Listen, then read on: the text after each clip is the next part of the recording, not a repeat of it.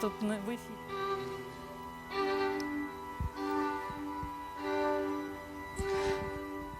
Невероятно завораживающее зрелище. Связываемся с нашей коллегой Варварой Федоровой, которая это утро проводит невероятно музыкально. Давайте посмотрим, что же сейчас для нас подготовил авангардный камерный оркестр «Кандинский оркестр». Варвара, а где твоя белая тюль? Доброе утро.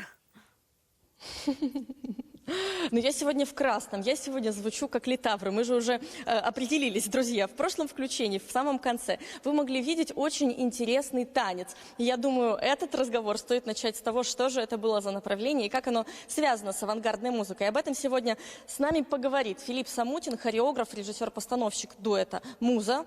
Филипп Самутин, извините, пожалуйста, скрипач. И Станислав Татлук. Ну что ж, Станислав, как называется ваше танцевальное направление? Что вы хотите донести своим танцем? Здравствуйте. Да, музыкальное направление наше называется «Эвритмия». Это искусство движения, особая пластика, задача которой выразить музыку и речь. Вот. И в этом концерте, в этом интересном проекте мы хотели бы показать современную музыку и классическую музыку и обратить внимание на различия в самом движении. Потому что если мы делаем классическую музыку, это определенное движение, как Гайдена. Если мы делаем современные произведения, это уже совершенно другой тип движения должен быть. И вот эвритмия, она идеальна в таких вещах, чтобы показать зрителю именно пластикой, как можно выразить звук. Я так понимаю, в этом концерте будет очень много необычной современной музыки, которая для восприятия часто бывает очень сложна. Как вы решаете эту проблему, Филипп?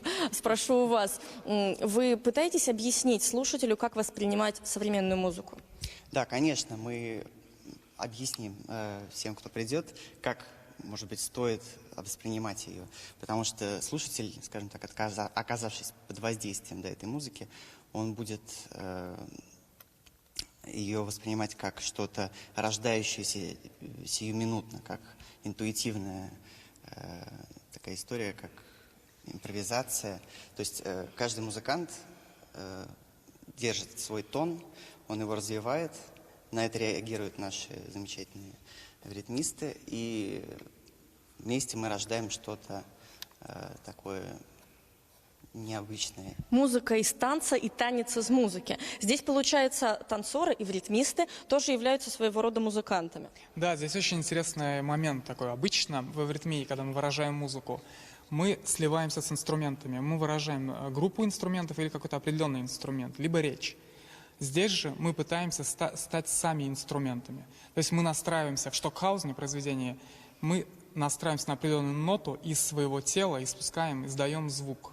И вот это новая тоже для эвритмии история. Поэтому нам и интересно взаимодействовать с такими проектами, как Кандинский оркестр, которые тоже в нашем направлении могут развить какие-то новые импульсы. Филипп, ну и пару слов о Штокхаузене. Что это за музыка? Как ее понимать? Это надо просто прийти и впустить ее в себя. И тогда что-то каждый поймет для себя, что-то космическое. Но он начальник интуитивной музыки, насколько я понимаю. Вкратце, что это за направление? Направление, которое родилось в середине 20 века и получило уже дальше развитие в авангардных направлениях более широкого спектра. Но, по сути дела, Штокхаузен как бы был родоначальником. Ну что ж, у нас есть возможность послушать небольшой отрывок. Прошу вас. 5 октября, я напоминаю, в центре Аникушина будет большой концерт «Кандинский оркестр». А сейчас небольшой анонс.